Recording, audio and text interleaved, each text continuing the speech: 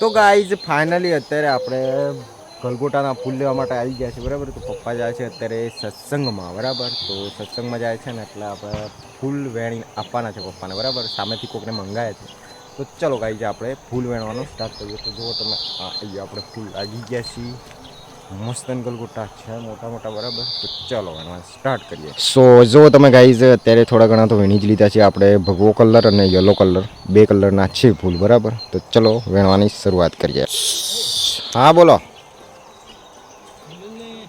So guys જોઈ શકો છો તમે છે ઉપર લાગ્યા છે અમારે ફૂલ ઘણા બધા ઉપર છે ગાઈઝ. અને જુઓ તમે ઘણા બધા લાગ્યા છે પણ આ ચોમાસાના લીધે છે ને અંદર પાણી ભરાઈ જાય છે. જુઓ તમે ચોમાસું નથી પણ વરસાદના લીધે આ પાણી ભરાઈ જાય છે ને તો ફૂલ પૂરું બગડી જાય છે ગાઈઝ.